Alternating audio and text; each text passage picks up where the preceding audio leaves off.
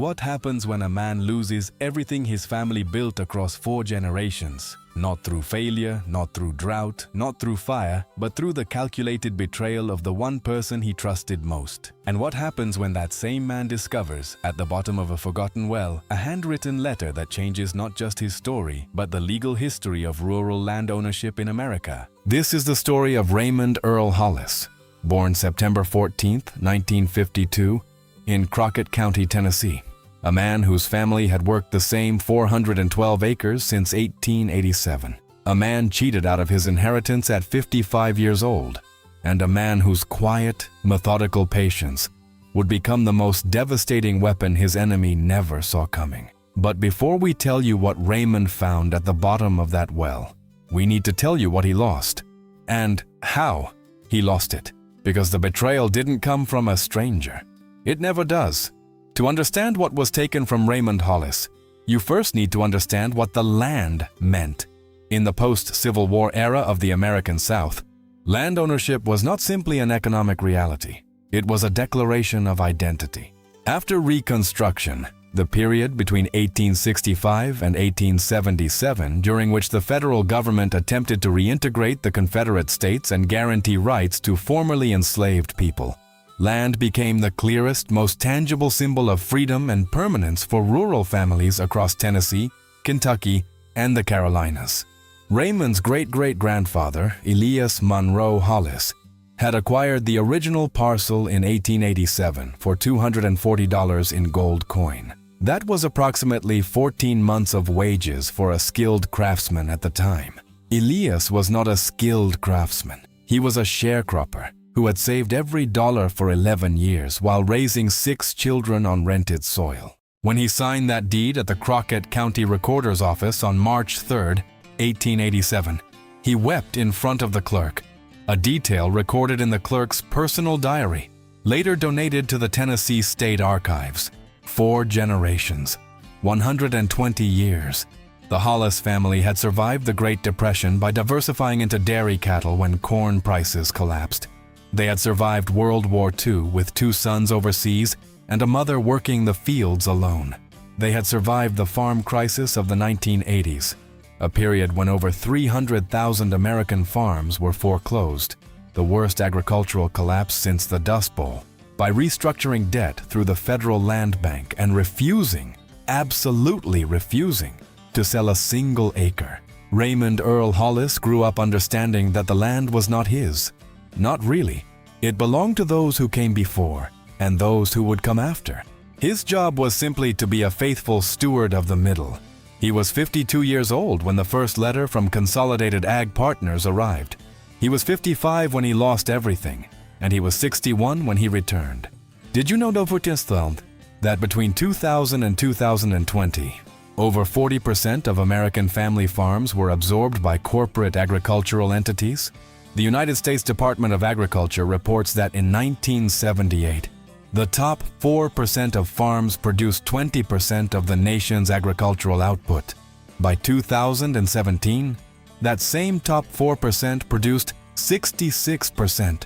The consolidation of rural land is not a future threat. It is a completed transformation, and it happened largely farm by farm, family by family, through the exact mechanisms used against Raymond Hollis. The Hollis farm in 2007 sat in the northwestern corner of Crockett County, 3 miles east of the Forked Deer River. 412 acres of mixed-use land, 208 acres of row crops, primarily soybeans and winter wheat, 114 acres of permanent pasture with a herd of 61 Angus cattle, and the remaining 90 acres in timber and natural buffer. The main house, built in 1923, sat on a slight rise above a natural spring. There were 3 barns, 2 grain silos, a machine shed, and a well. An old well, 60, maybe 70 years old. Nobody used it anymore. The farm had been appraised at $1,240,000 in 2006. It carried a legacy mortgage of $87,000, a remnant of the restructuring done in 1989. It was, by any measure, a solvent, productive, multi-generational family farm. Raymond ran it with his wife, Carol Jean Hollis, née Patterson, whom he had married on June 8, 1978, under a white oak tree on the eastern pasture. Their two children, Marcus Dale Hollis, born 1980, and Diane Renee Hollis, born 1983, had both grown up on the farm. Marcus had left for Memphis to work in logistics. Diane was a school teacher in Jackson, Tennessee, 40 minutes away. She came home on weekends. Raymond was the land. The land was Raymond. He woke at 4:45 every morning. He checked the cattle first, then the equipment, then the sky. He kept handwritten logs in a green ledger that dated back to 1991. Every acre, every yield, every repair, every cost, every payment. 16 years of meticulous agricultural accounting in the kind of precise handwriting that only comes from a man who understood that details are the difference between survival and collapse. This detail will matter later. His name was Gerald Putnam Stokes. 44 years old in 2004 when Raymond first met him. Senior agricultural loan officer at First Consolidated Rural Bank of West Tennessee, a mid-sized regional institution headquartered in Jackson that had been quietly acquired in 2001 by a holding company called Midwest Agri Capital Group, LLC, registered in Delaware, with principal investors based in Chicago and Minneapolis. Gerald Stokes was, by all external appearances, exactly what a rural banker should be. He wore khakis and button-down shirts. He drove a Ford F-250. He shook hands firmly and looked men in the eye. He knew the names of farmers' children. He attended the Crockett County Farm Bureau dinners. He said things like, "We're in this together," and "Your success is our success," with the smooth conviction of a man who had said them so many times they no longer felt like lies. Raymond met Gerald at a Farm Bureau event in March of 2004. Gerald was presenting a new loan product, the Consolidated Ag Growth Facility, designed specifically for mid-sized family farms looking to expand operations. Lower introductory rates, flexible repayment structures tied to commodity prices, a partnership approach to agricultural lending that Gerald described as revolutionary. Raymond was not particularly interested. His debt was manageable. His operation was profitable, not spectacularly, but consistently. 14 years without a missed payment. But Gerald was patient. Over the following 18 months, Gerald visited the Hollis farm 11 times. Raymond logged every visit in his green ledger. Dates, durations, topics discussed. Gerald helped Raymond navigate a small equipment financing agreement for a new John Deere combine harvester in 2005, a transaction that went smoothly and built genuine goodwill. Gerald attended Marcus's wedding reception in August of 2005. He brought a bottle of Tennessee whiskey. By early 2006, Raymond trusted Gerald Stokes the way a man trusts a neighbor who has always waved back. What Raymond experienced is a textbook example of what psychologists call manufactured trust escalation, a deliberate sequence of low-risk, high-goodwill interactions designed to lower a target's defenses before introducing high-risk propositions. It is distinct from ordinary friendship or professional relationship building because the intention is extractive from the beginning. Dr. Robert Cialdini, in his landmark work on influence and persuasion, identified reciprocity and liking as two of the most powerful levers of compliance. Gerald Stokes deployed both systematically. The combine loan was not a favor. It was an investment in Raymond's future vulnerability. This pattern is documented extensively in predatory lending literature, particularly in cases involving rural borrowers who have lower exposure to financial industry norms and stronger cultural dispositions toward personal loyalty in business relationships. In February of 2006, Gerald presented Raymond with what he called a once-in-a-generation opportunity. A neighboring property, the old Dunbar Tract, 160 acres immediately adjacent to the Hollis Farm's northern boundary, had come onto the market. The asking price was $610,000. Gerald had already secured a preliminary appraisal and had structured a financing proposal. The Consolidated Ag Growth Facility would refinance the existing Hollis mortgage, the $87,000 remainder, and roll it into a new instrument along with the acquisition loan for the Dunbar tract. Total new debt, $742,000. The interest rate for the first 3 years was 4.2%, historically low. After year 3, the rate would adjust according to a formula tied to the LIBOR benchmark rate, plus a margin of 220 basis points. Raymond read the documents carefully. He asked questions. Gerald answered them patiently, reassuringly. He brought a colleague, a young associate named Brandon Keyes, to the second meeting to explain the rate adjustment mechanism. Brandon used a printed chart that showed, under the bank's baseline projections, that the adjusted rate would land between 5.8 and 6.2% over the life of the loan. Manageable. Gerald noted that the Hollies farm would now control 572 acres, large enough to qualify for certain USDA commodity support programs not available to smaller operations. Carol Jean sat at the kitchen table during the final presentation. She asked one question that Raymond would replay in his mind for years afterward. What happens if commodity prices drop and the rate goes up at the same time? Gerald smiled. Mrs. Hollis, that's exactly the kind of scenario our flexible repayment structure is designed to handle. He did not answer the question. Raymond signed the documents on March 15, 2006. Gerald shook his hand on the porch of the 1923 farmhouse as the evening light turned the fields amber. "You're going to leave your kids something real," Gerald said. Raymond nodded. He believed that was true. The agricultural year of 2007 began with a wet spring that delayed planting by 3 weeks across most of western Tennessee. Raymond planted 540 acres, his new combined holding, in soybeans and wheat, with a smaller corn rotation on the newly acquired Dunbar ground. The delayed planting reduced projected yields by an estimated 12%. Then, in August, a drought. 41 consecutive days without significant rainfall across the Forked Deer River watershed. The corn was the worst hit. Raymond's corn yield came in at 62 bushels per acre, against a projected 114. His soybean yield was 41 bushels against a projected 53. Combined gross revenue for the 2007 crop year, $218,000, against total operating costs, seed, fertilizer, fuel, equipment maintenance, labor, insurance, and debt service, of $261,000, a loss of $43,000. Raymond called Gerald in October.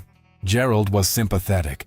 He suggested Raymond draw on a line of agricultural operating credit the bank had extended as part of the original loan package. Raymond did. He drew $50,000 to cover the shortfall and carry the operation into 2008. Then, in January of 2008, Raymond received a notice from First Consolidated Rural Bank of West Tennessee. The interest rate on the Consolidated Ag Growth Facility was adjusting. Effective April 1, 2008, the new rate would be 9.1%, not 5.8 to 6.2 as projected in Brandon Keyes' chart. 9.1%. Raymond did the arithmetic at the kitchen table at 5 in the morning. The green ledger opened beside the bank notice. At 9.1% on $742,000 in principal, now $811,000 with the operating line drawn, his annual debt service would be $74,000, just in interest. He called Gerald. Gerald's voice had changed, not dramatically, not rudely, but the warmth was thinner, like fabric worn too many times. "Raymond, the rate adjustment is contractual. The LIBOR moved more than our models anticipated. This isn't something we have discretion over. Your man Brandon showed me charts. He said 5.8 to 6.2. Those were projections, Raymond, not guarantees. The contract language is clear." Raymond requested a meeting. Gerald agreed to one, in 3 weeks. The meeting lasted 22 minutes. Gerald brought a lawyer. The lawyer spoke only to confirm that the loan documents were valid and binding. Raymond had signed them. Carol Jean held Raymond's hand in the parking lot afterward. She did not cry. Neither did he. He drove home in silence, the field scrolling past the truck windows, bare and gray in the February cold. What Raymond Hollis experienced in 2007 and 2008 was not unique. It was, in fact, the agricultural dimension of the broader subprime lending crisis that would eventually trigger the 2008 global financial collapse. LIBOR-linked adjustable rate instruments, identical in structure to the one Gerald Stokes sold Raymond, were the primary mechanism through which both residential and agricultural borrowers were systematically over-leveraged during the 2004 to 2007 period. The LIBOR rate itself was later found to have been manipulated by major global banks, a scandal that resulted in over $9 billion in fines paid by institutions including Barclays, Deutsche Bank, and UBS. Rural borrowers like Raymond had no way of knowing that the benchmark governing their loan rates was being artificially influenced by institutions they had never heard of, in cities they had never visited. The Farmers Legal Action Group, a nonprofit legal organization based in St. Paul, Minnesota, estimates that between 2005 and 2012, over 48,000 family farm operations were lost to foreclosure or forced sale in the United States. The majority of these losses were concentrated in the Midwest and Upper South, precisely the geography of the Hollis farm. The 2008 crop year was better than 2007. Not good, but better. Raymond produced $309,000 in gross revenue. After operating expenses and debt service at the new rate, he netted a loss of $28,000.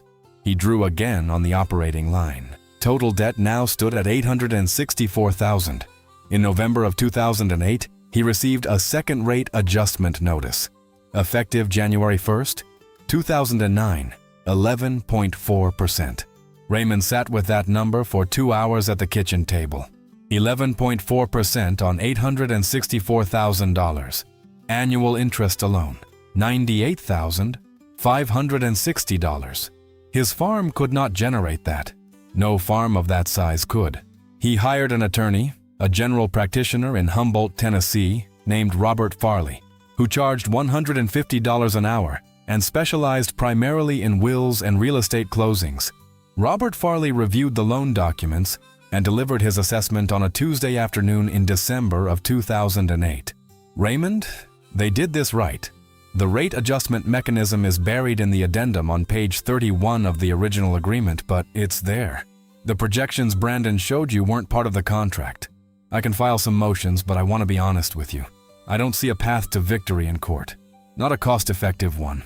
Raymond paid Robert Farley's bill, $450 for 3 hours, and drove home. He was 56 years old. He had 31 days of operating cash remaining. The foreclosure filing arrived on February 3rd, 2009. It was a Tuesday. The temperature was 22 degrees Fahrenheit.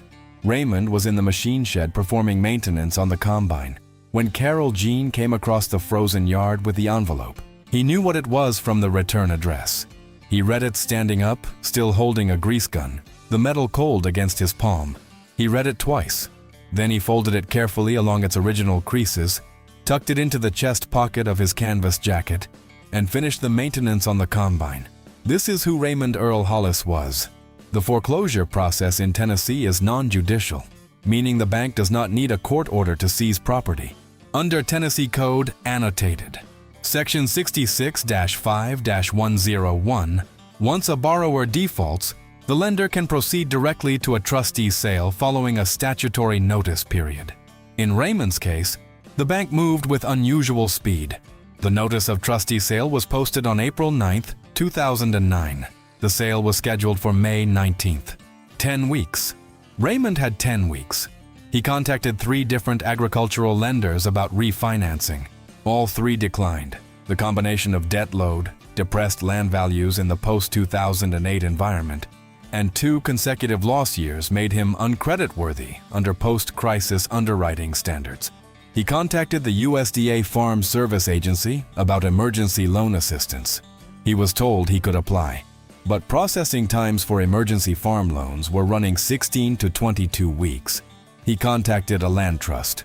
He contacted 2 investor groups who expressed interest but offered, combined, $1,100,000 for the property, enough to retire the debt, but leaving Raymond and Carol Jean with nothing. He refused both. He considered bankruptcy. Chapter 12 of the United States. Bankruptcy code was specifically designed for family farmers. It allows restructuring of agricultural debt while retaining farm assets. But the filing deadline in the context of an active Tennessee trustee sale required legal action within 7 days of the notice posting, and Robert Farley, when contacted again, advised that the bank's attorneys would almost certainly successfully argue that Raymond had failed to act in good faith by not filing earlier. Raymond did not file. On May 19, 2009, at 10 o'clock in the morning, the Hollis family farm, all 412 acres of the original Elias Monroe Hollis land, plus the 160 acres of the Dunbar tract, was sold at trustee sale on the steps of the Crockett County Courthouse in Alamo, Tennessee. The sole bidder was a corporate entity called Western Tennessee Consolidated Agricultural Holdings, LLC. The bid, $940,000. The property had been appraised at $1,680,000 18 months earlier. Gerald Stokes stood at the back of the small crowd of observers. Raymond saw him there. Their eyes met once. Gerald looked away first. Raymond said nothing. He stood straight, his hands at his sides, his breathing controlled, his face still. Carol Jean stood beside him, her fingers wrapped around his forearm. After the auctioneer closed the proceedings, Raymond walked to his truck. He sat in the cab for 11 minutes. Then he drove home to begin packing. He took 3 things when he left, beyond the clothes and furniture and family photographs. He took the green ledger. He took a box of documents, deeds, survey maps, the original 1887 deed in a plastic sleeve, every piece of paper related to the farm going back 20 years. And he took a photograph of Elias Monroe Hollis, a formal portrait mounted on cardstock, taken sometime around 1900. An old man in a dark suit sitting very straight, looking directly into the camera with an expression that Raymond had always read as quiet, absolute certainty. Before he drove away for the last time, Raymond walked to the old well on the south side of the main house. He stood there for a moment, looking down into the darkness. Then he got in the truck. He did not yet know what was in that well. That discovery would come 2 years later. Raymond and Carol Jean moved into a rented duplex in Humboldt, Tennessee. 1,200 square feet, 2 bedrooms, a kitchen that smelled of the previous tenant's cooking. The rent was $580 a month. Raymond had $47,000 in a personal savings account that had been outside the farm's financial structure. Money he had set aside over 20 years from Carol Jean's income as a part-time bookkeeper. It was untouchable by the creditors. He was 57 years old. He had no farm, no equity, and a credit report that showed a $742,000 foreclosure. He had a high school diploma and 4 decades of agricultural knowledge that the formal job market had no obvious way to value. He took a job at a grain elevator in Gibson County. Physical labor, loading and unloading trucks, managing inventory, running the weigh scales.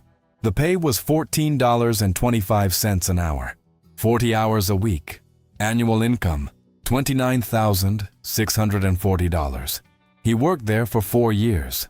Every night after dinner, Raymond sat at the kitchen table with the box of documents and the green ledger, not grieving, studying.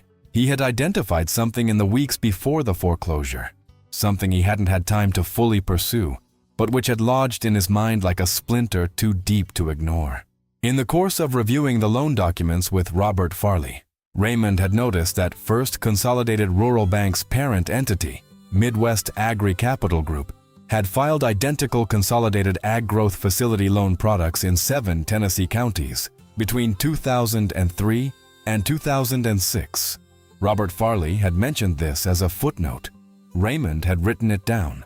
Over the following 18 months, working evenings and weekends, Raymond compiled a list of every borrower he could identify who had taken a consolidated ag growth facility loan from First Consolidated Rural Bank of West Tennessee. He used public court records, available at county clerk offices, to find foreclosure filings.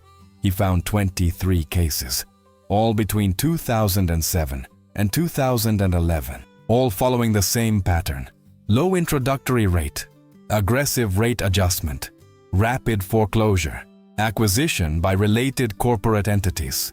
He drove to 11 of those farms on weekends. He knocked on doors. He introduced himself. Some people slammed doors in his face. The shame of foreclosure runs deep in farming communities. But 8 families talked to him, and every one of them described a version of Gerald Putnam Stokes. The charm, the Farm Bureau dinners, the partnership approach, the Brandon Keys chart that wasn't in the contract.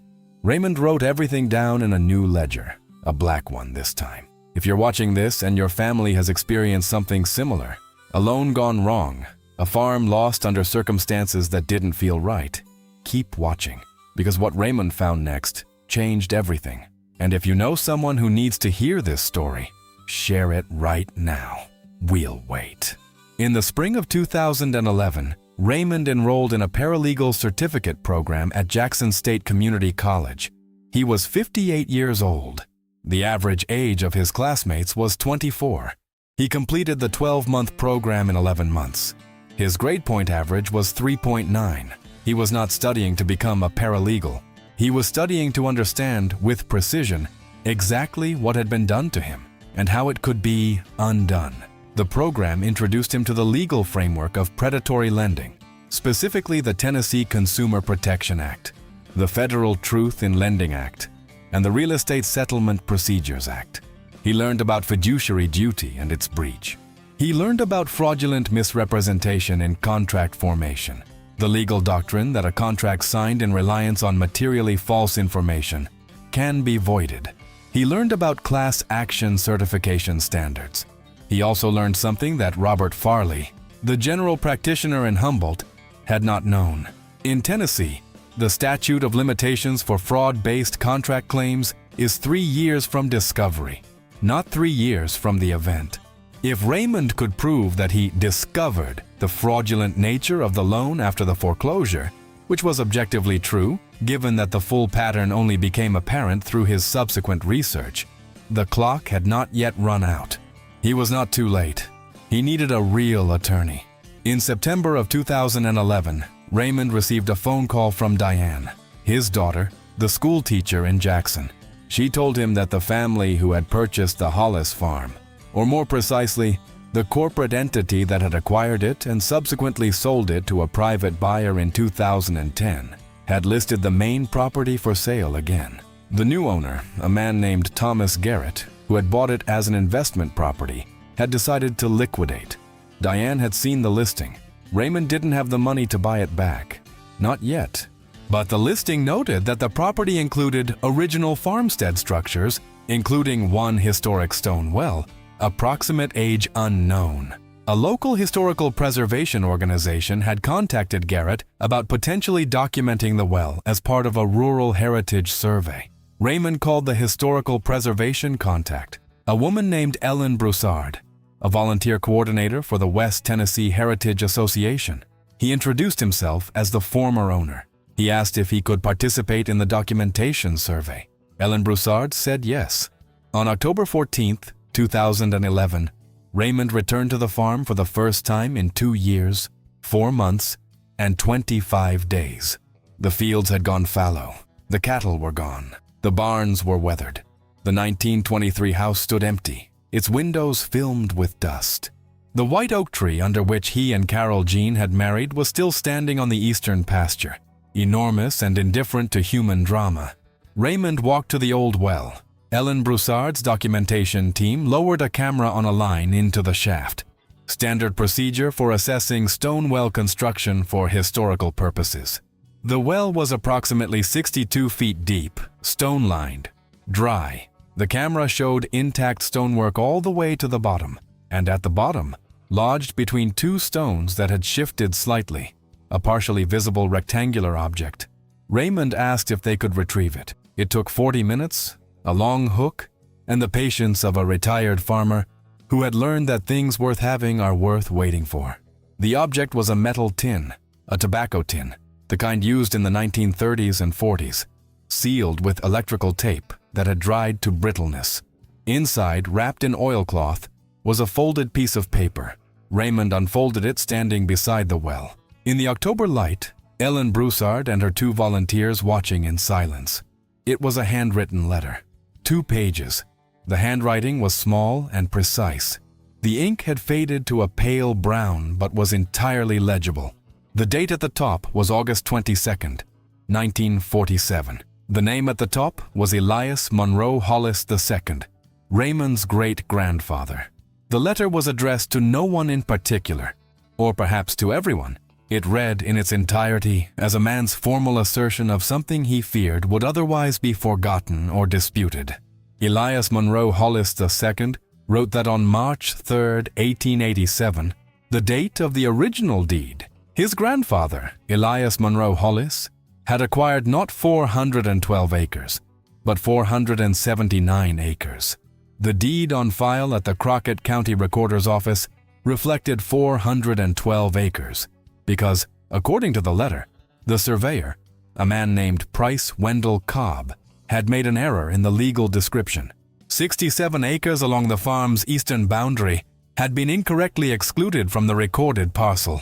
Elias Monroe Hollis II wrote that his grandfather had known about the error and had spent 11 years attempting to have it corrected, but that the county records office had been uncooperative and that by the time of Elias Sr.'s death in 1912, the matter had been unresolved. Elias II wrote that he was placing this letter in the well, along with an attached hand-drawn survey map, as a formal record to be found by whoever came after him. He wrote, "The 67 acres on the eastern side, bounded by the old fence line and the dry creek bed known as Harbin's Branch, has always been Hollis land. The tax records will show it was taxed to the Cobb family after 1912, but they never had a deed to it. There was never a sale. There was never a conveyance. The land was simply absorbed by a surveyor's error and the indifference of men who did not care what happened to a family like ours."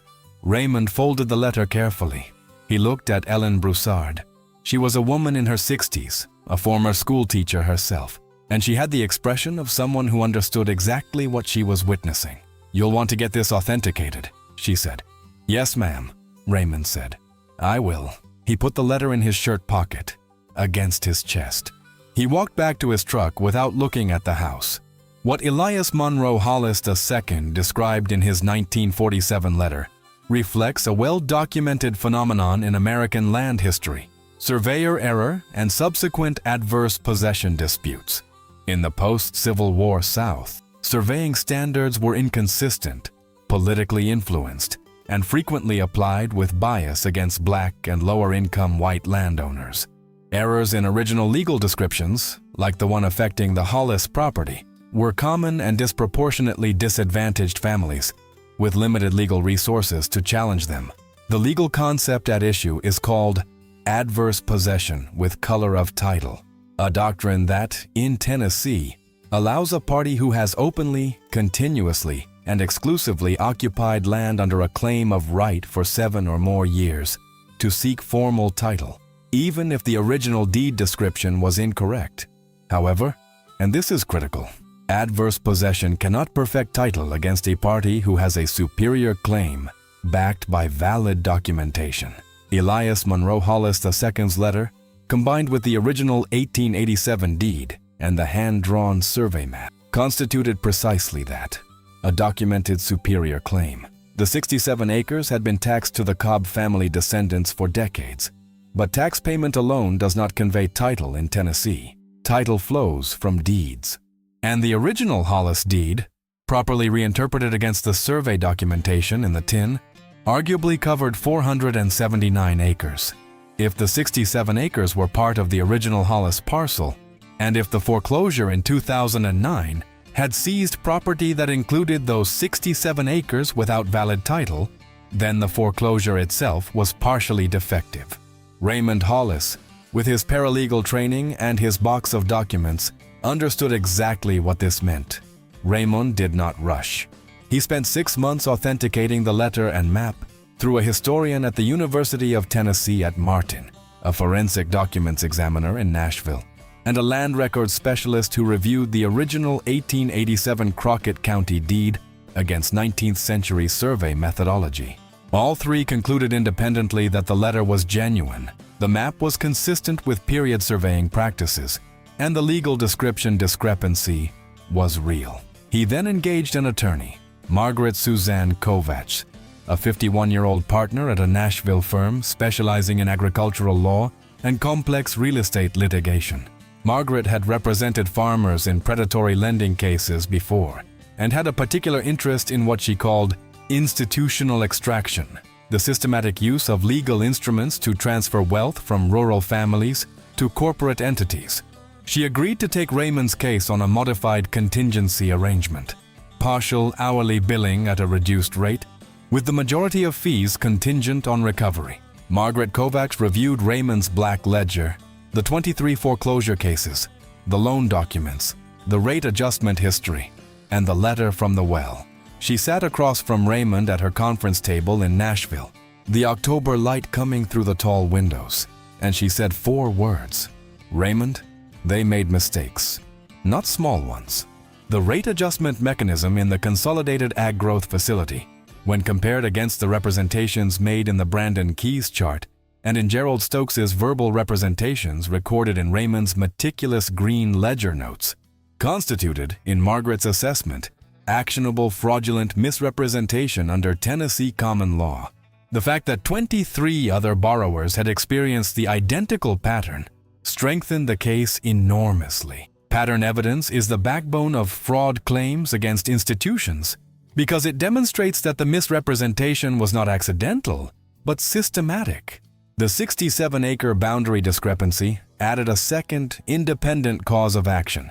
The foreclosure had seized property that was potentially subject to a title defect, and the acquiring entity, Western Tennessee Consolidated Agricultural Holdings, LLC, and its successors, had taken title with constructive notice of the recorded deed. Uncertainty that the discovery of the 1947 letter now made explicit. We can file a fraud and misrepresentation claim against First Consolidated Rural Bank and its parent entity, Margaret said.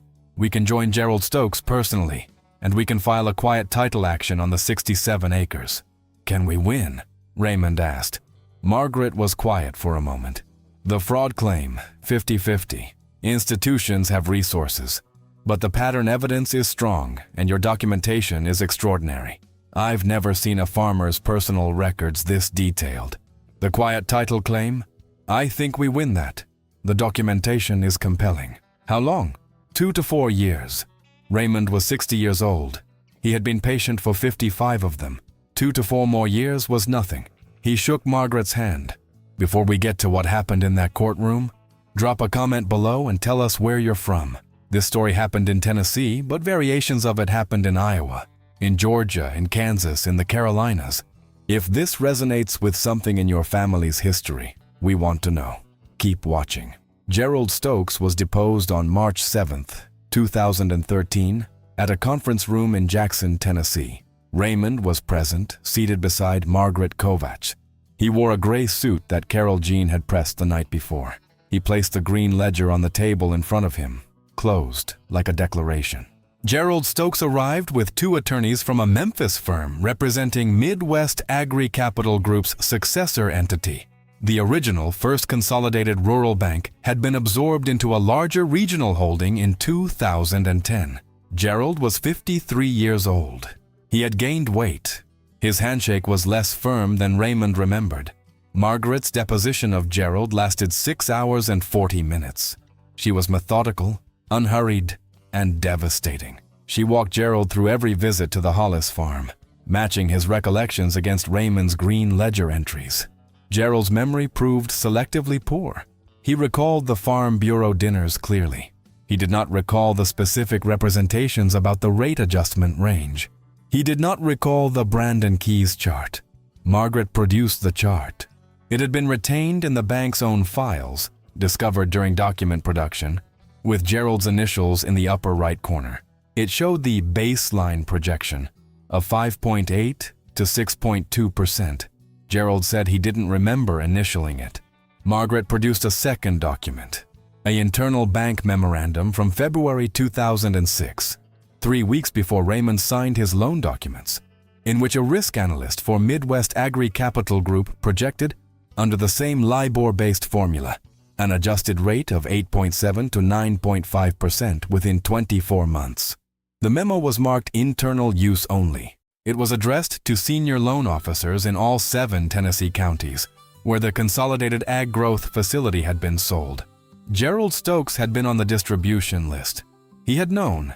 He had sat in Raymond Hollis's kitchen with that chart and those projections, and he had said, in Carol Jean's presence, at the table where 4 generations of Hollises had eaten meals, that the flexible repayment structure was designed to handle exactly the scenario she had asked about. He had known. Raymond did not move during the 6 hours and 40 minutes of that deposition. He sat with his hands folded on the closed green ledger. His face was still. His breathing was controlled. When Gerald left the conference room at the end of the session, gray, diminished, avoiding every eye, Raymond permitted himself one small, private thought. 1987. Elias Monroe Hollis. $240 in gold coin. 11 years of saving. The patience was in the blood. Margaret Kovach filed the combined complaint: fraud, misrepresentation, breach of fiduciary duty, and quiet title in Crockett County Circuit Court on November 14, 2012. She simultaneously filed a civil complaint with the Tennessee Department of Financial Institutions and sent a formal complaint package to the Consumer Financial Protection Bureau, which had been established in 2011 under the Dodd-Frank Act as a direct response to the predatory lending crisis that had destroyed farms and homes across the country. Over the following 14 months, Margaret's office identified and contacted all 23 borrowers who had taken Consolidated Ag Growth Facility loans. 16 agreed to participate in a consolidated action. 7 declined. 3 because they couldn't afford even the reduced legal fees. 2 because they had reached private settlements with the bank under non-disclosure agreements, and 2 because the shame was still too great. 16 families. Combined losses documented at $11,340,000 in real property value, plus operating losses and consequential damages. Combined debt at foreclosure, $9,680,000. Combined appraised value at time of foreclosure, $17,220,000, meaning the 16 farms had been acquired by corporate entities for approximately 56 cents on the dollar during a foreclosure process that the plaintiffs alleged was itself facilitated by the fraudulent loan origination. The internal memorandum, Gerald Stokes's distribution list, was the needle that threaded everything together.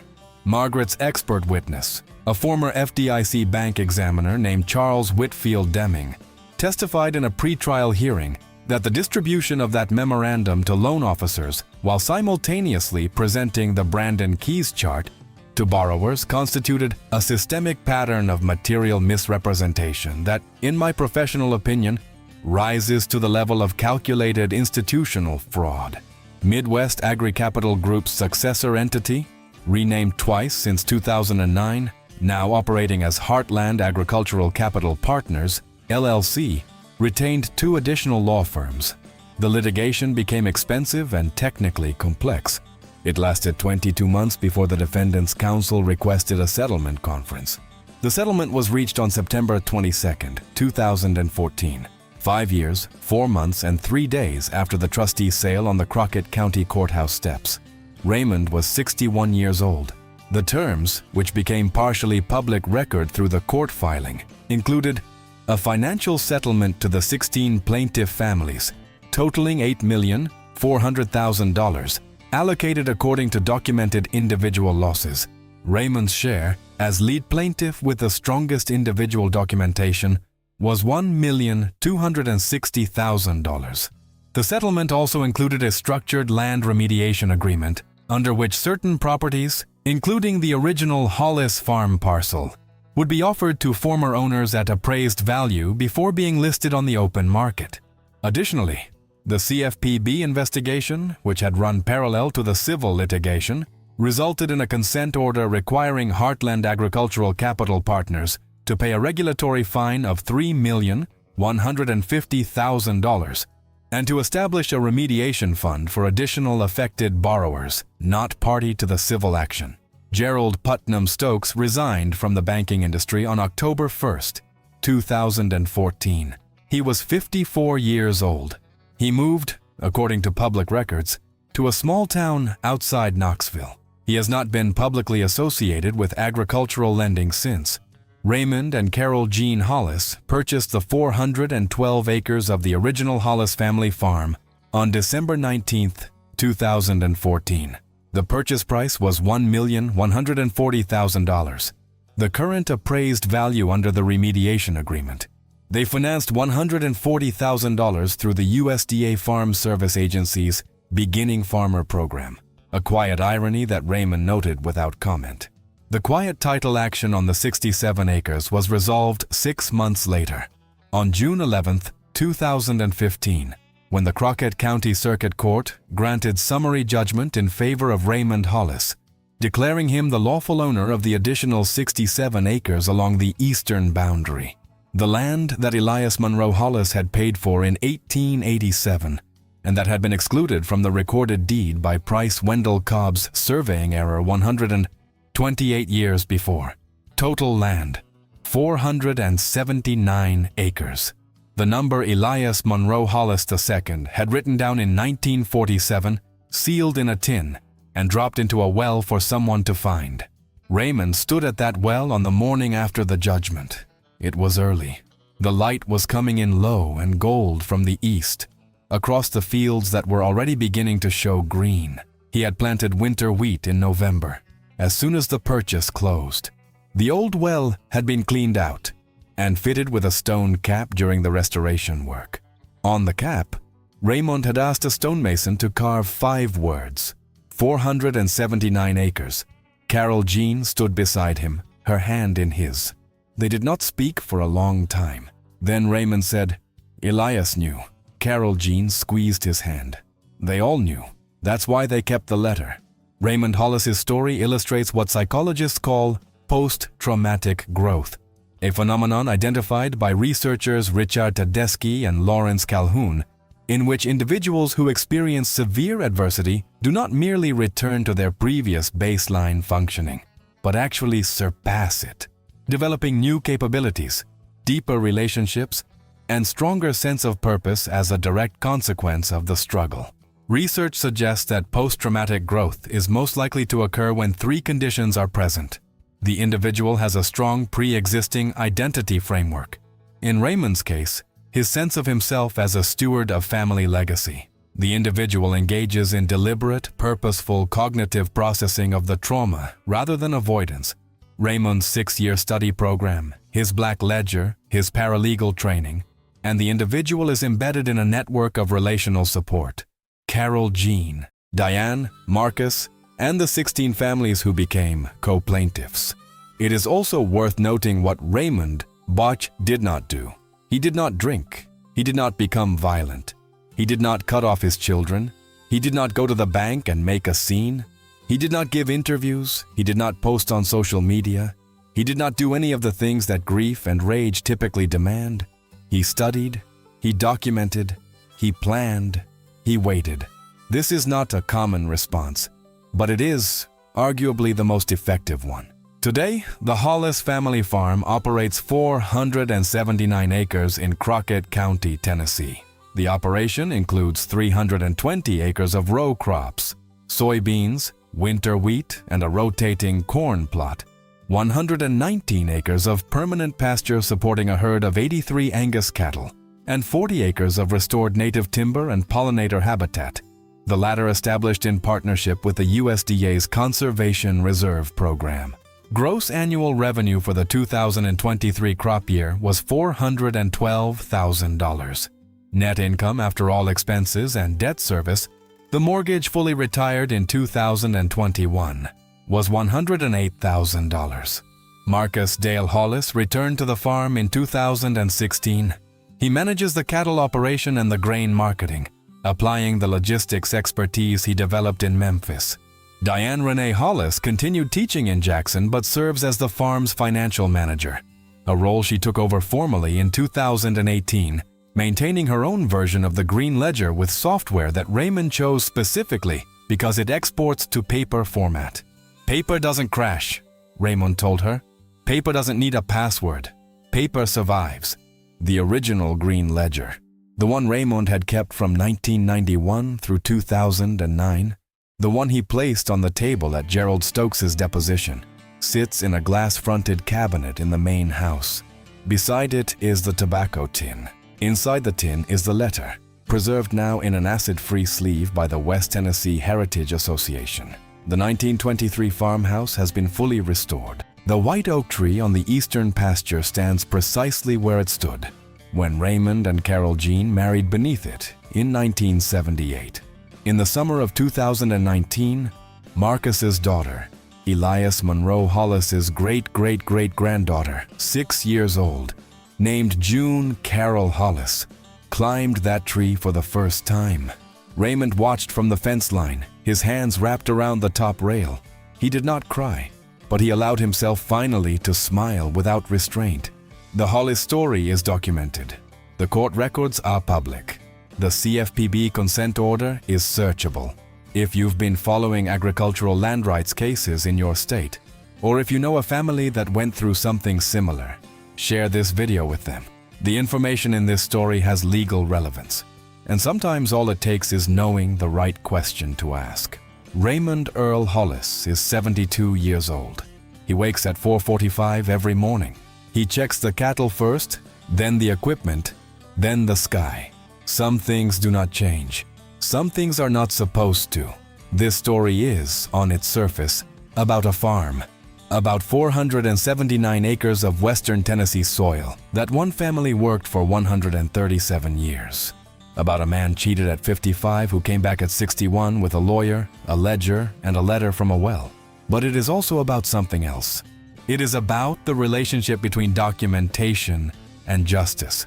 Raymond Hollis won not because he was lucky, not because he was heroic in any dramatic sense, but because he wrote things down. Every visit, every conversation, every number.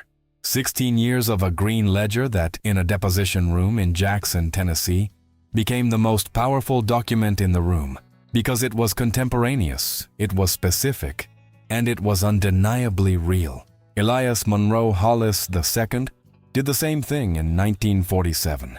He could not get justice in his lifetime, so he wrote it down and put it somewhere it could wait. He trusted that the land would hold his truth until someone came looking. Both men, 3 generations apart, understood the same thing, that the powerful rely on the powerless forgetting, on records being lost, on grief consuming clarity, on time erasing evidence. Their act of resistance was not dramatic. It was not loud. It was the quiet, persistent act of mukti recording. This story follows what literary theorists call a cyclical redemption arc. The protagonist returns, transformed, to the exact point of origin, closing a circle that the antagonist believed was permanently broken. You see this structure in Homer's Odyssey, in Shakespeare's The Winter's Tale, in Dickens's Great Expectations. The return is not simply geographic. It is ontological, a reclamation of selfhood that the antagonist's act had attempted to permanently sever. What makes Raymond's story resonant beyond its drama is that the return was not achieved through violence, through luck, or through exceptional genius. It was achieved through patience weaponized by knowledge, which is perhaps the most civilized form of revenge ever devised. The antagonist, Gerald Stokes, was not destroyed spectacularly. He was simply exposed, quietly, precisely, and irrefutably. He resigned. He disappeared. This too is part of the pattern. Predatory actors who rely on institutional power are not equipped for documented, methodical, patient opposition. They expect either defeat or explosion. Raymond gave them neither. He gave them an audit. The title of this video asked about a letter inside a well. But the real letter, the one that mattered most, was the one Raymond kept writing every day in a green ledger. The one that said, "I was here. I saw this.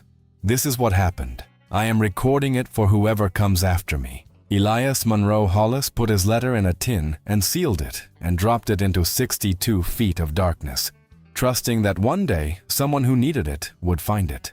His great-great-grandson kept his letter in plain sight, on a kitchen table, in a duplex in Humboldt, Tennessee. while he worked $14.25 an hour at a grain elevator and waited for the right moment.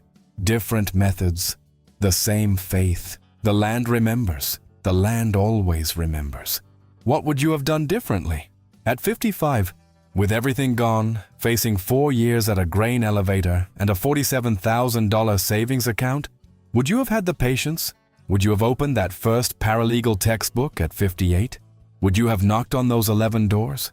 Drop your answer in the comments. Tell us where you're from. Tell us if your family has land. Tell us if you know this story from the inside, because Raymond Hollis's story isn't over. He is 72 years old and he still checks the cattle at 4:45 every morning. June Carol Hollis is 11 now, and she already knows how to read a soil report. The 5th generation has begun.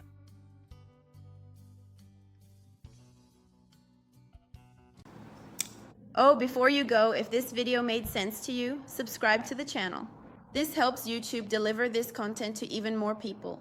Also, leave your like. It's essential for our growth here on the platform. And if you want to support us even more, Super Thanks is right below and helps directly with the production of new content. Comment here where you're from. And thank you for watching us until the end. See you in the next video.